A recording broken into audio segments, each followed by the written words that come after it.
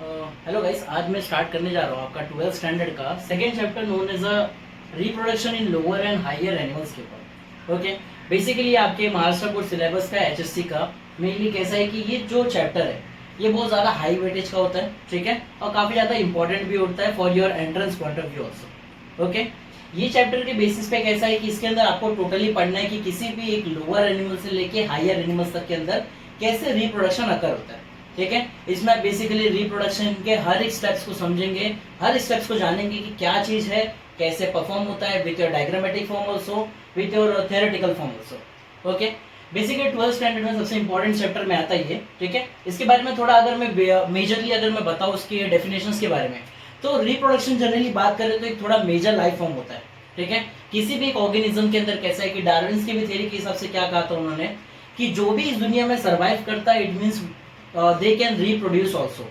Okay, so उसी basis के ऊपर है कि रिप्रोडक्शन एक मेजर लाइफ प्रोसेस होता है, बहुत ज़्यादा इंपॉर्टेंट, बहुत ज़्यादा एक एसेंशियल क्या होता है, ये एक लाइफ प्रोसेस के अंदर पार्ट आता है। ओके, तो ये कैसा एक है मेजर लाइफ प्रोसेस है, ठीक है।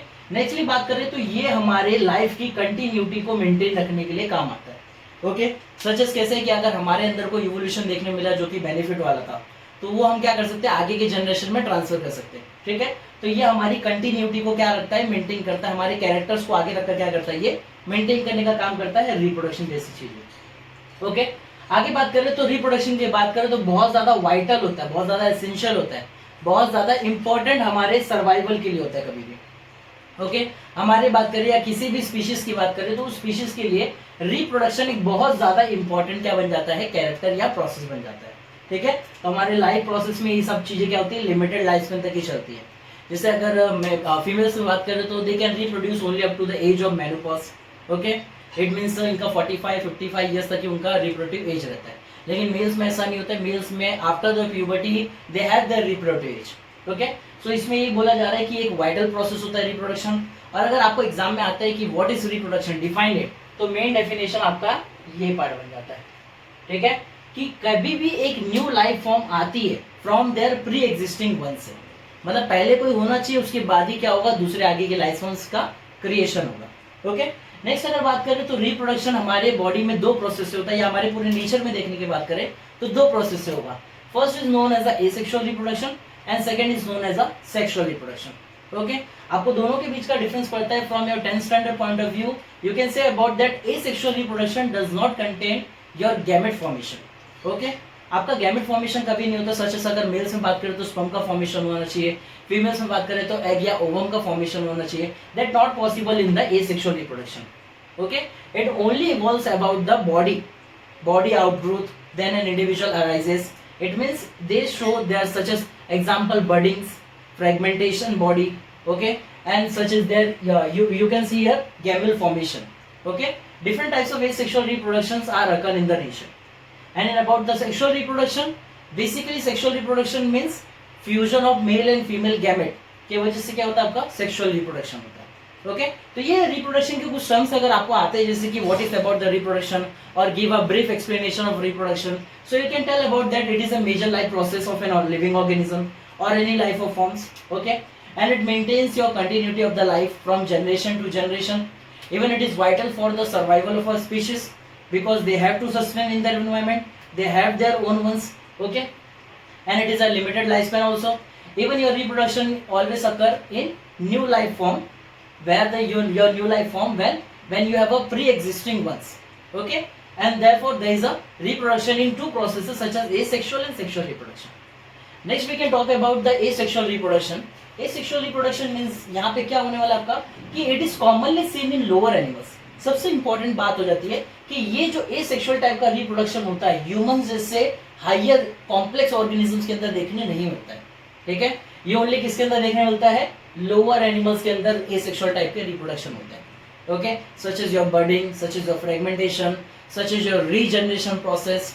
Okay, in human also there is a regeneration process about the hairs, about the nails. Okay, लेकिन इसकी वजह से हमारा कोई रिप्रोडक्शन थोड़ी होता है, इसके से हमारा न्यू जनरेशन नहीं आता है, ठीक है। तो ये चीज ध्यान रखना, लोअर एसेक्सुअल मेथड कौन दिखाते हैं, हमारे लोअर एनिमल्स शो करते हैं। अच्छा ठीक है, एसेक्सुअल मेथड में मैंने आपको पहले ही बोल दिया कि गैमेट का फॉर्मेशन का जरूरत नहीं होता है, only gamete formation involves in your sexual reproduction process. okay, such as no meiosis, no gamete formation or even no fusion take place. Obviously हम जानते हैं गैमेट बने नहीं तो फ्यूजन होना भी बहुत दूर की बात है. फ्यूजन होना मतलब क्या होता है, जब एक मेल स्पर्म और फीमेल ओवम आके क्या होते हैं, एक दूसरे के साथ मीटअप होते हैं और उन दोनों के बीच में एक दूसरे का एक्सचेंज होता है न्यूक्लियस का, तो उसको हम क्या बोलते हैं, फ्यूजन बोलते हैं. तो गैमेट ही नहीं बना तो फ्यूजन कहाँ से होगा. ठीक है, गैमेट बनता कब है, मियोसिस की वजह से. मियोसिस भी नहीं होगा. ओके, नेक्स्टली बात करें तो एसेक्सुअल रिप्रोडक्शन में आपको दो एग्जांपल दिए, such as your gamete formation, okay, and your budding. Okay, there is a two example about your asexual reproduction. Gamete formation generally देखा जाता है स्पॉन्जेस के अंदर, जो कि आपने फाइलम पढ़ा है पॉरीफेरा को.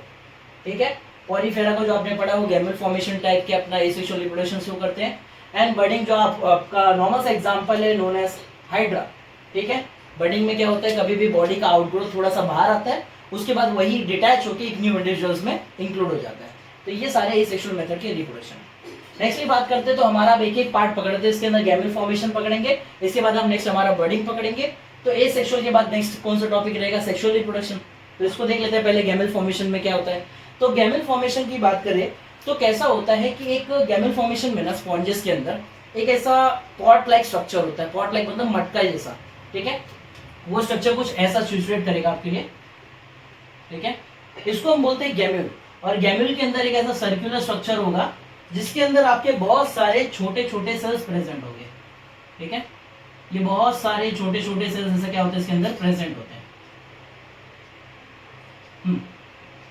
ये हो गए आपके छोटे छोटे सेल्स. और ये छोटे छोटे सेल्स का नाम होता है आर्कियोसाइट्स. समझ में आ रहा है आपको यहाँ तक का. मेनली कैसा है, गैम्यूल फॉर्मेशन किसके अंदर देखने मिलता है आपको, पॉरीफेरा के अंदर. ठीक है, या स्पॉन्जेस के अंदर. तो ये एक इंटरनल बर्ड लाइक स्ट्रक्चर है जो कि स्पॉन्जेस के अंदर मिलता है. ठीक है, ये स्पॉन्जेस की बॉडी के अंदर प्रेजेंट होता है गैम्यूल, इसको हम गैम्यूल बोलते हैं. ओके, आगे बात करें तो ये मास ऑफ डोर्मेंट सेल्स को अपने अंदर कंसिस्ट करता है. देखो मास ऑफ सेल्स प्रेजेंट है जो कि हर एक है डोमिनेंट सेल, इसलिए बोला गया डोर्मेंट सेल्स प्रेजेंट है इसके अंदर. आगे बात करेंगे कि यही सेल्स का नाम क्या है, आर्कियोसाइट्स, जो मैंने अभी आपको यहाँ पे बताया आर्कियोसाइट्स के बारे में. ओके, बेसिकली आर्कियोसाइट्स कैसा होता है, ये कवर्ड रहता है. ठीक है, coated with a thick layer of amoebocytes. कैसा होता है, यहाँ पे अमीबोसाइट्स के बहुत सारे लेयर्स प्रेजेंट होते हैं. ठीक है, यहाँ पे क्लियर कट कैसा रहेगा आपका, अमीबोसाइट्स का लेयर होगा जो पूरे स्पॉन्जेस के अंदर के बॉडी के अंदर भी क्या होता है, सिचुएटेड होता है. अमीबोसाइट्स के लेयर इनको थोड़ा नरिशमेंट प्रोवाइड करने के काम आते हैं. ठीक है, और भी फर्दर कैसा होता है कि अमीबोसाइट आपके पॉरीफेरा के अंदर रेस्पिरेशन पर्पस के लिए यूज होता है, सर्कुलेशन पर्पस के लिए यूज होता है. ठीक है, ये थोड़े कैसे फ्लैजिलेटेड सेल्स होते हैं जिसकी वजह से कैसा होता है कि जितना भी वाटर होता है वो डायरेक्टली न्यूट्रेंट्स वाला रहता है प्रॉपर, वो बॉडी के अंदर इनटेक होता है पॉलीफेरा के. ओके, नेक्स्टली बात करते हैं तो हम ये जो भी आर्कियोसाइट्स होते हैं ये आपके कैपेबल रहते हैं. कैपेबल मतलब इतनी कैपेसिटी रहती है कि ये प्रोड्यूस कर पाते हैं आपके एक नए ऑर्गेनिजम्स को. ठीक है, आर्कियोसाइट्स की क्या कैपेबिलिटी है कि एक न्यू ऑर्गेनिज्म को क्या कर सकते हैं, प्रोड्यूस कर सकते हैं. मतलब ये जो एक डोर्मेंट सेल्स होते हैं आर्कियोसाइट्स के, ये पूरा हैच आउट होके बाहर निकलेगा और एक न्यू इंडिविजुअल एक स्पॉन्जेस में क्रिएट हो जाता है. Okay, nextly we are talking about the under unfavourable condition gemmules are form. एक पॉलीफेरा की बॉडी में ये गैम्यूल्स का फॉर्मेशन, ये पूरे मटके जैसा जो स्ट्रक्चर है पॉट लाइक स्ट्रक्चर, इसका फॉर्मेशन कब स्टार्ट होता है. तो बेसिकली ये स्टार्ट तब होता है जब पॉलीफेरा को पता चल जाता है कि भाई मेरे आजू बाजू का कंडीशन कैसा है, अनफेवरेबल है. मतलब अब प्रॉपर मेरे को न्यूट्रिएंट मिल नहीं रहे, प्रॉपर मेरा वाटर कैनाल सिस्टम जो होता है वो वर्क नहीं कर रहा है. वाटर कैनाल सिस्टम बेसिकली इनका रेस्पिरेशन, सर्कुलेशन वो सब चीज टेक ओवर करता है.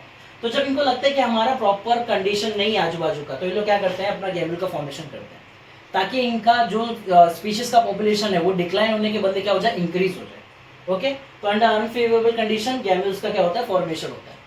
और उसी टाइम पे जब थोड़ा बहुत भी पानी का न्यूट्रिएंट अच्छा मिलना स्टार्ट हो जाता है अंडर फेवरेबल कंडीशंस. ठीक है, अंडर कौन सी कंडीशंस में, फेवरेबल कंडीशन में, तो यही एक एक आर्कियोसाइट्स क्या हो जाते हैं, हैच आउट हो जाते हैं बाहर. ठीक है, इस बॉडी से बाहर निकल के हैच आउट होके एक नया स्पॉन्ज क्या हो जाएगा, क्रिएट हो जाएगा. और ये सारा चीज बेसिकली देखने मिलता है हमारे स्पॉन्जिलिया के अंदर. ठीक है, मतलब स्पॉन्जेस के अलग अलग वैरायटी, आपको कल एक एग्जांपल दिया है स्पॉन्जिलिया.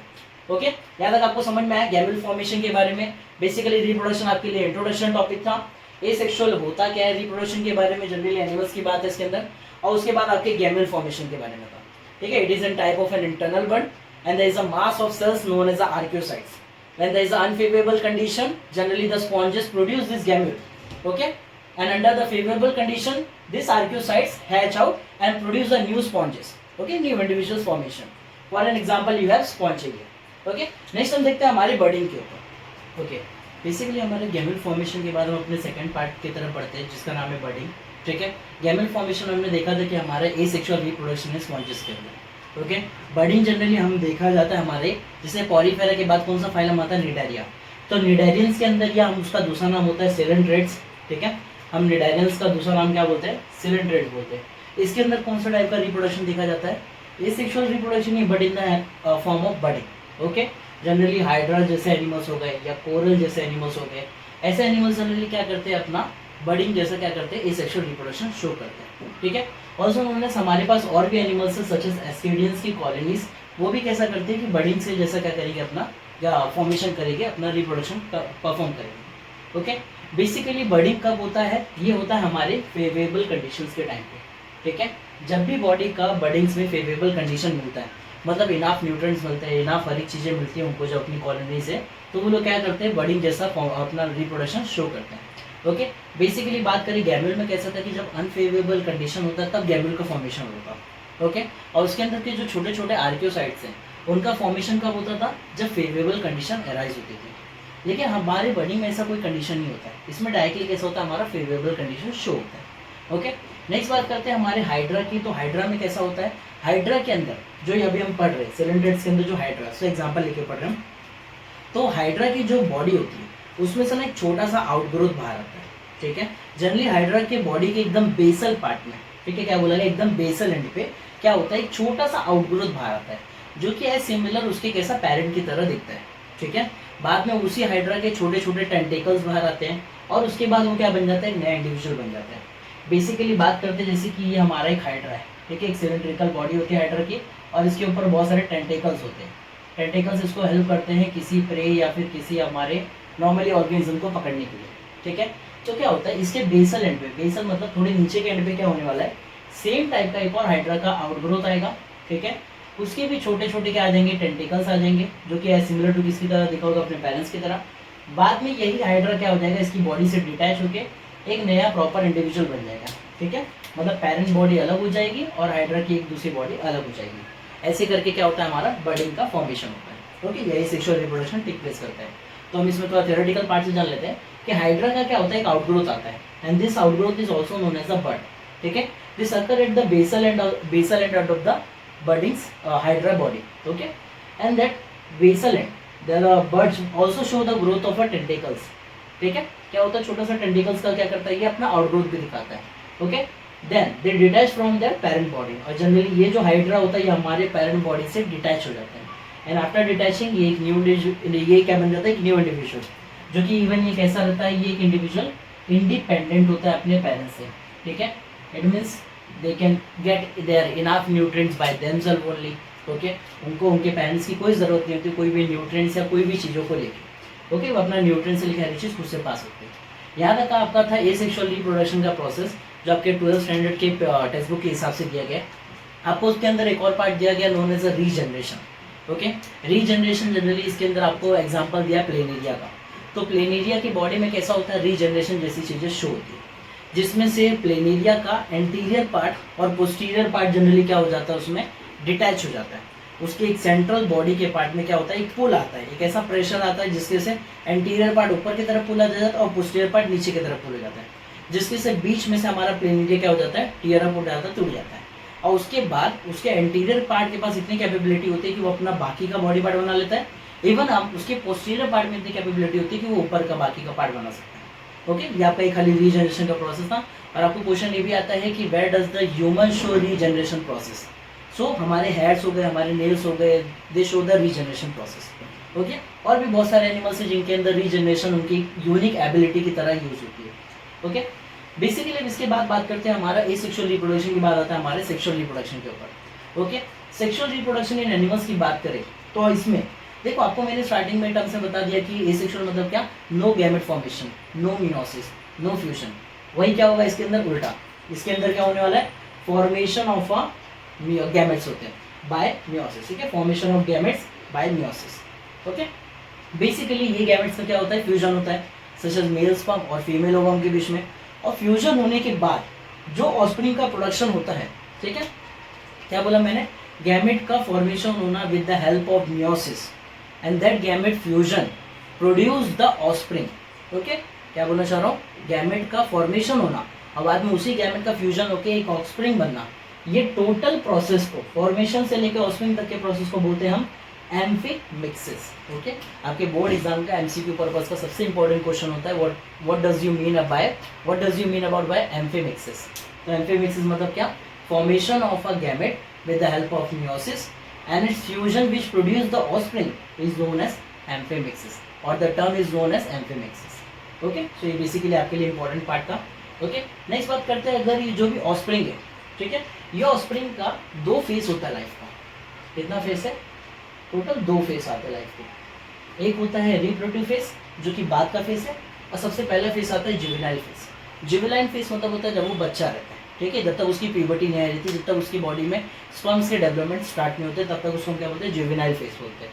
और उसके बाद जब उसके बॉडी में स्पर्म का डेवलपमेंट स्टार्ट हो जाता है तो उसको हम क्या बोलते हैं, रिप्रोडक्टिव फेस बोलते हैं। ओके, बेसिकली अगर हम बात करते हैं जुवेनाइल फेस की, तो इसके अंदर जो फिजिकल ग्रोथ होता है, तो इस टाइम पे फिजिकल ग्रोथ बहुत ज़्यादा क्या रहता है, हाई रहता है, मतलब बहुत तेजी से बॉडी के अंदर क्या देखने मिलता है, फिजिकल ग्रोथ। बेसिकली उसके दूसरे टाइप की बात करें तो रिप्रोडक्शन की बात करें तो कोई बच्चा रिप्रोडक्शन कर सकता है क्या, नॉट पॉसिबल।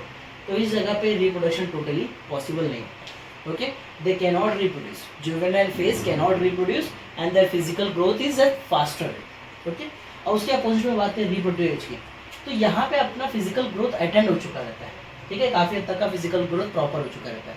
नेक्स्ट बात करें तो also their sex organs are also develop, उनके जो भी सेक्स ऑर्गन्स होंगे वो भी क्या हो चुके रहेंगे, डेवलप हो चुके रहेंगे। नेक्स्ट की बात करते हैं कि इनका रिप्रोडक्शन, तो ऑब्वियसली ये रिप्रोडक्शन नहीं कर सकते, तो ये रिप्रोडक्शन अब कर सकते हैं, बिकॉज उनका नाम भी दिया रिप्रोडक्टिव फेस आ गया। ओके, रिप्रोडक्शन में भी कैसा होता है कि बेसिकली 3 प्रोसेस होते हैं या 3 स्टेजेस आते हैं। ओके, रिप्रोडक्शन में भी क्या है आपके पास, स्टेजेस है, अबाउट 3 स्टेजेस आते हैं। एक को बोला जाता है pre fertilisation stage. Pre fertilisation में होना क्या है, बेसिकली प्री फर्टिलाइजेशन में कभी भी आपका फॉर्मेशन होता है, ठीक है, फॉर्मेशन होता है ऑफ गैमेट्स का, ठीक है, और उसका ट्रांसफर होता है एंड ट्रांसफर। ओके, मतलब क्या है, प्री फर्टिलाइजेशन, फर्टिलाइजेशन बेसिकली आप मतलब क्या जानते हो, जब स्पर्म का और ओवम का फ्यूजन हो जाए तो उसको हम क्या बोलते हैं, फर्टिलाइजेशन। ठीक है, तो यहाँ पे आप क्या बोलोगे कि fusion of male and female gametes, ठीक है, मेल एंड फीमेल के गैमेट्स को आप क्या बोलते हो, फर्टिलाइजेशन। लेकिन इसका फॉर्मेशन को क्या बोलोगे, रिफर्टिलाइजेशन। कि इसका फॉर्मेशन से लेके ट्रांसफर करने तक, इनटू द वजाइना तक का ट्रांसफर करने तक के प्रोसेस को हम क्या बोलते हैं, प्री फर्टिलाइजेशन। लेकिन वही जब स्पर्म का ट्रांसफर होने के बाद वो ओवम के साथ क्या हो जाए, फ्यूज हो जाए, तो फ्यूजन को हम क्या बोलते हैं, फर्टिलाइजेशन।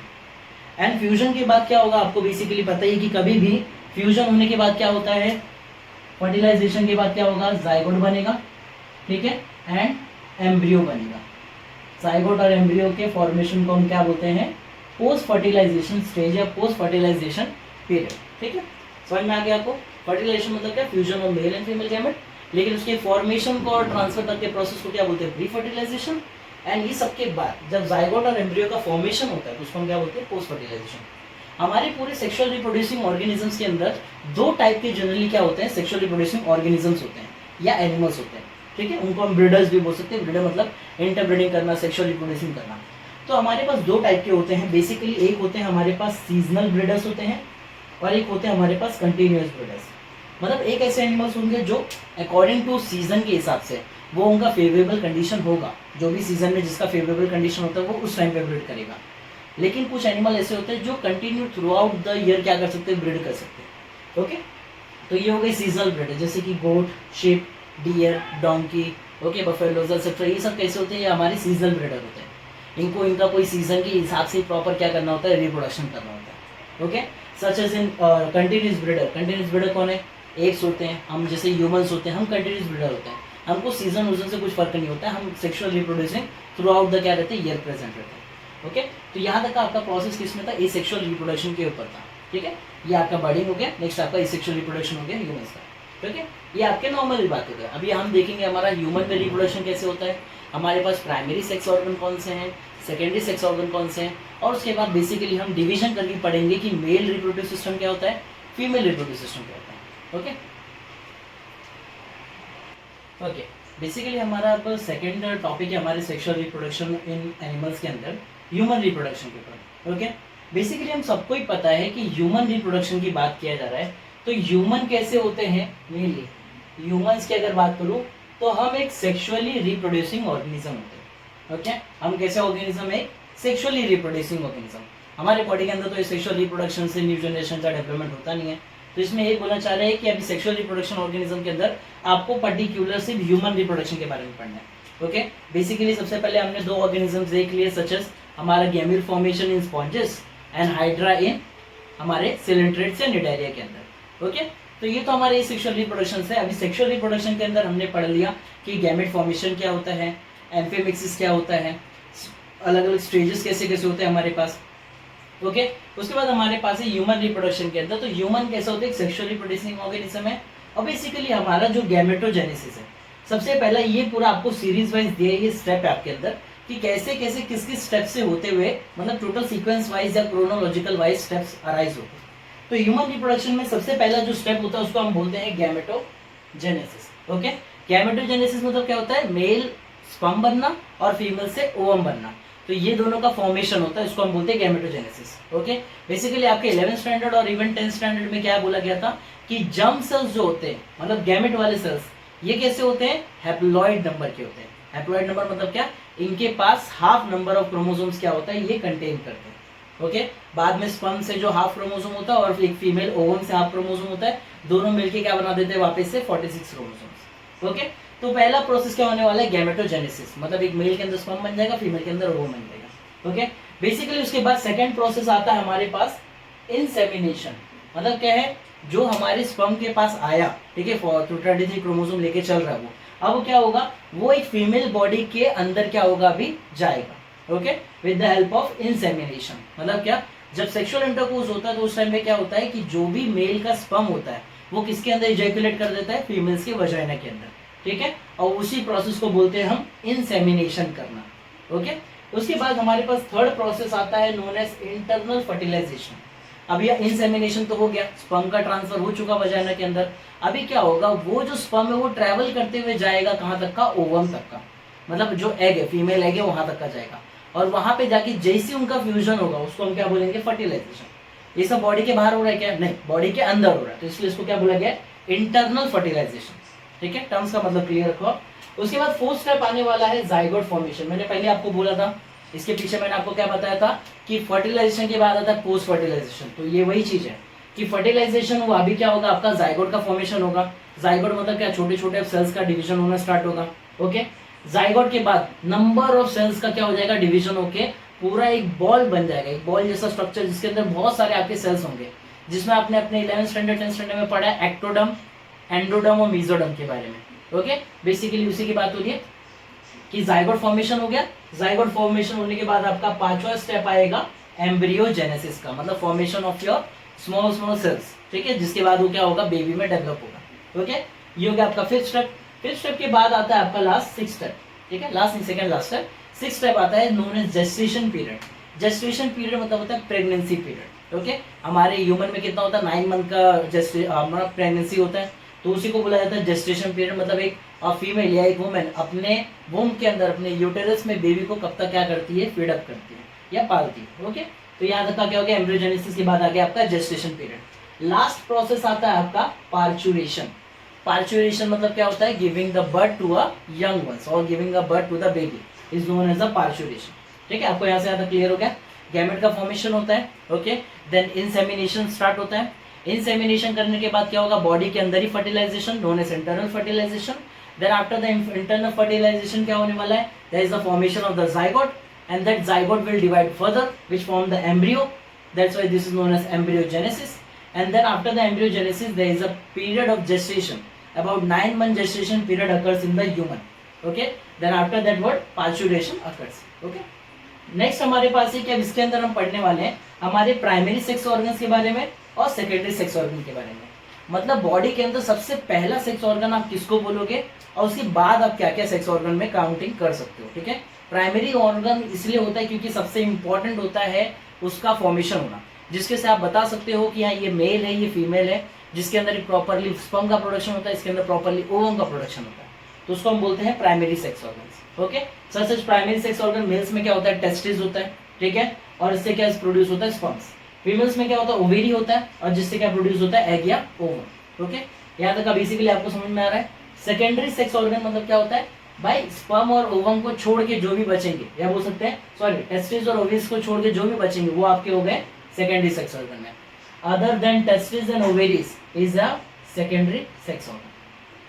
क्लियर आपको इतना बात, क्या बोला जा रहा है सेकेंडरी सेक्स ऑर्गन में कि भाई टेस्टिस और ओवरीज को छोड़ दो, बाकी जो भी बॉडी में आ रहा है आपके सेक्स ऑर्गन के रिलेटेड उसको आप क्या बोलते हो, सेकेंडरी सेक्सुअल ऑर्गन। अब कैसा होता है बॉडी के हमारे ना, ये तो प्राइमरी सेक्स ऑर्गन हो गए कि हमारे पास टेस्टिस है, ठीक है, और फीमेल्स में ओवेरीज है, तो आपने कंसिडर कर दिया कि भाई ये एक मेल है एक फीमेल है, ठीक है। लेकिन उसके अलावा भी हम और भी कैरेक्टर्स देख के बता सकते हैं कि ये मेल है या फीमेल है, and that is known as secondary sexual character, जो कि आप एक्सटर्नल अपीयरेंस देख के आप इजीली बता सकते हैं हाँ भाई मेल और फीमेल को डिस्टिंग्विश कर सकते हो।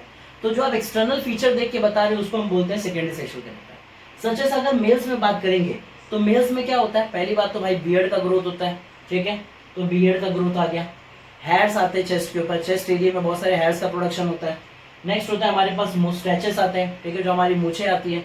नेक्स्ट बात करेंगे हमारे पास जो बॉडी होती है वो कैसी हो जाती है, काफी मस्कुलर बॉडी होती है। हमारा जो लैरिंग्स एरिया होता है वो काफी ज्यादा डेवलप होता है, नो मतलब क्या एनलार्ज होता जाता है, थोड़ा साइज में बड़ा हो जाता है लैरिंग्स, और उसी एनलार्ज लैरिंग्स को हम बोलते हैं एडम्स एप्पल, ठीक है। इतना चीज ध्यान आया, समझ में आ गया आपको मेल्स में क्या क्या कैरेक्टरिस्टिक्स हैं, क्या क्या आपके पास है, बियर्ड्स का आना, मुस्टैचेस का आना, चेस्ट एरिया पे हेयर्स का आना, मस्कुलर बॉडी होना, और आपके लैरिंग्स का डेवलपमेंट होना, नोन एज एडम्स एप्पल भी बोलते हैं। तो ये सारे थे सेकेंडरी सेक्सुअल कैरेक्टर। अब आप फीमेल में क्या बोलोगे, फीमेल में क्या क्या रहेगा, ब्रेस्ट डेवलपमेंट होना होता है, ठीक है, पेल्विस एरिया ब्रॉडर होता है, इवन उनकी जो पिच वॉइस होती है वो थोड़े पहले बच्चे जैसी होती है स्टार्टिंग में, बाद में वो पिच वॉइस काफी थोड़ी हाई हो जाती है, ठीक है, प्रॉपर फीमेल का जो पिच वॉइस होता है, तो वही बोला जा रहा है कि हाई पिच वॉइस भी क्या आ जाता है, डेवलप हो जाता है फीमेल्स के अंदर।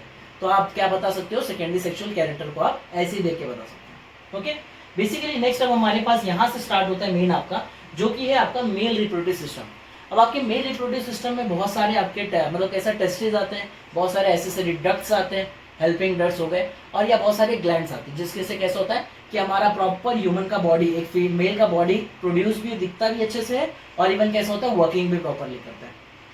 तो ऐसे करके क्या हमारे पास बहुत सारे डक्ट और बहुत सारे ग्लैंड्स के बारे में, इवन टेस्टिस के बारे में क्या करना है, यहाँ से स्टडी करना है, ऐसे ही फीमेल्स के ऊपर भी स्टडी करना रहेगा। ओके तो बेसिकली सबसे पहला अगर मेल रिप्रोडक्टिव सिस्टम में बात करें तो क्या क्या चीजें होती है वो जान लेना सबसे ज्यादा इंपॉर्टेंट होता है। जैसे कि पहली बात करें तो हमारे पास प्राइमरी सेक्स ऑर्गन प्रेजेंट है, आपने देखा यहाँ मैं 1 डिग्री 2 डिग्री थोड़ा केमिस्ट्री के हिसाब से लिख दिया, आप थोड़ा समझना कि प्राइमरी ऑर्गन है और ये क्या है, सेकेंडरी ऑर्गन है, सेकेंडरी सेक्स ऑर्गन।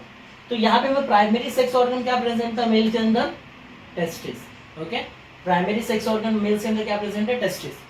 नेक्स्ट बात करें तो हमारे पास बहुत सारे एसेसरी डक्ट्स, वो आगे हम पढ़ेंगे, नोन एज वासा डिफरेंशिया, आपने 10th स्टैंडर्ड में पढ़ा है, वासा एम्फ्रेशिया, रेटिटेस्टिस, सेमिनिफेरस ट्यूब्यूल, ऐसे बहुत सारे अलग अलग डक्ट्स या ट्यूब्यूल्स जिनके बारे में हमको पढ़ना है। ओके और नेक्स्ट हमारे पास आता है एसेसरी ग्लैंड्स, मतलब कुछ ऐसे ग्लैंड्स जो हमारे स्पर्म के प्रोडक्शन के बाद उनको प्रॉपर ट्रैवल करने के लिए क्या करते हो, थोड़ा हो सकते हैं मोटिवेट करते हो, कंट्रीब्यूशन करते हो। हमारे पास बेसिकली मेल के अंदर 3 ग्लैंड होते हैं, known as seminal vesicle, prostate gland and Cowper gland. Cowper's gland is also known as a bulbourethral gland. Okay दो नाम होते हैं उसके, तो इसके बारे में अभी आगे पढ़ेंगे, इतना टेंशन लेने की जरूरत नहीं, बस इतना जानना है कि क्या क्या कंसिस्ट करते हैं। अब यही सारी चीजें मिलके हमारा इंटरनली भी, ठीक है, इंटरनली भी हमारा क्या बनेगा, सेकेंडरी से अपना जेनाइशल एरिया, मतलब हमारे रिप्रोडक्शन वाले एरिया, इवन हमारा एक्सटर्नल जेनाइशल भी बनता है। ओके बेसिकली हमारे जो सेक्स ऑर्गन टेस्टिस होते हैं ये पाउच के अंदर तो भले से प्रेजेंट होते हैं लेकिन हमारे बॉडी से बाहर होते हैं, ठीक है, तो थोड़ा एक्सटर्नल जेनाइशल ऑर्गन हो गए, ठीक है। बॉडी के अंदर हमारी ये एक्सेसरी डक्ट, जितने भी पाइपलाइन सिस्टम है हमारा, जितना भी डक्ट है वो तो बॉडी के अंदर होता है ना, तो वो हो गया इंटरनल, इसलिए बोला गया इंटरनल और एक्सटर्नल जेनाइशल्स के ऊपर क्या करने वाले हैं हम इसमें स्टडी करेंगे। ओके बेसिकली हमारा सबसे इसमें बात करते हैं पहला टेस्टिस के।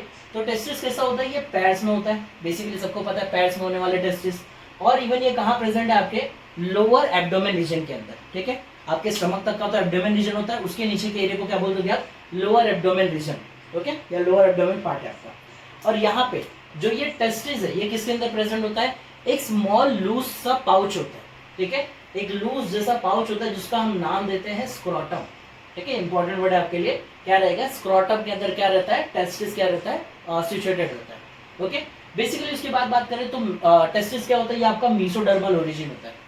मतलब मीसोडर्मा क्या है कि हमारे बॉडी में 3 लेयर होते हैं बेसिकली एम्ब्रियोनिक लाइफ से, एंडोडर्म होता है, ठीक है, मीसोडर्म होता है और एक्टोडर्म होता है, जिसके मीसोडर्म एकदम मिडल वाले लेयर से क्या फॉर्म होता है, हमारा टेस्टिस का फॉर्मेशन होता है। अगर यही टेस्टिस फीटल लाइफ में बात करें, जब मतलब बच्चा फीटस मतलब जब वूम के अंदर रहता है, यूटेरस के अंदर रहता है, फीटल लाइफ, तो ये फॉर्म करता है इन एब्डोमेन रीजन। मतलब क्या बोलना चाह रहा है, जब फीटस है तो फीटस, अब देखो हमारा कैसा, हमारा लोअर एब्डोमेन के नीचे टेस्टिस है, लेकिन फीटल में कैसा होता है, उस टाइम पे स्टमक के अंदर मतलब एब्डोमेन के पास में, एब्डोमेन के साइड में क्या होता है, टेस्टिस का फॉर्मेशन होता है। कब, जब फीटस के स्टेज में, प्रॉपर बर्थ होने के बाद कहाँ आ जाता है, वो चीजें नीचे आ जाती है, लोअर एब्डोमेन रीजन में आ जाती है। तो इतना आपको समझना है कि जो टेस्टिस का फॉर्मेशन फीटल लाइफ में वो कहाँ पे होता है, एब्डोमिनल रीजन के अंदर होता है। ओके, बाद में जब उसका मतलब हो सकता है बॉर्न होता है, पार्चुरेशन होता है, तो पार्चुरेशन तक का मतलब जो उसका डेवलपमेंट और होता है, तो वो क्या हो जाता है लेटर, बाद में वो डिसेंड होके चले जाता है आपके स्क्रोटल सेक में। मैंने क्या बोला, आपका टेस्टिस पैर्स में होता है, कहाँ प्रेजेंट होता है, स्क्रोटम के अंदर, जो कि आपके एब्डोमिनल, लोअर एब्डोमिनल रीजन है। लेकिन फीटस के टाइम पे जो यही टेस्टिस है ये फॉर्म होता है एब्डोमिनल रीजन के अंदर, मतलब पेट के पास ही फॉर्म होता है, ठीक है, और ये एब्डोमिनल रीजन से बाद में वो लेटर कहाँ डिसेंड होके चले जाता है, स्क्रोटल सेक के अंदर चल जाता है। ओके, और बाद में यहाँ पे एक पैसेज होता है, अब देखो ये एब्डोमिन से लेके ये स्क्रोटल सेक तक का आ गया, ठीक है, और जिस ये पैसेज से आके ट्रेवल करके ये स्क्रोटल सेक के अंदर ट्रांसफर होता है, ठीक है, उस पैसेज को बोला जाता है इंग्विनल कैनाल, ठीक है। आपके बोर्ड का एकदम इंपॉर्टेंट क्वेश्चन हो जाता है एमसीक्यू पर्पस के लिए कि through which canal your testis, foetal testis are descend from the abdominal to the, mainly आपके descend into the scrotal sac, तो किस कैनाल से वो होते हुए जाता है, तो बेसिकली उस कैनाल का नाम क्या है, इंग्विनल कैनाल। ओके, थोड़ा सा मॉर्फोलॉजी देख लेते हैं कि टेस्टिस का कैसा होता है, ये ओवल शेप का होता है। ओवल की बात करें तो 4 to 5 सेंटीमीटर इसका लेंथ होता है, ठीक है, 2 to 3 सेंटीमीटर इसका वेद होता है, वेद या ब्रेथ हो सकता है इसका, और इसका जो थिकनेस होता है वो अबाउट होता है 3 सेंटीमीटर का। ओके, यहाँ तक आपको बेसिकली समझ में आ गया। ओवल शेप है, 4 to 5 सेंटीमीटर लेंथ है, 2 to 3 सेंटीमीटर ब्रेथ है, और उसकी थिकनेस की बात करें from inner layer to outer layer तक का कितना है उसका, 3 सेंटीमीटर का थिकनेस है। ओके, यहाँ तक था हमारा मेल रिप्रोडक्टिव सिस्टम के बारे में टेस्टिस के ऊपर।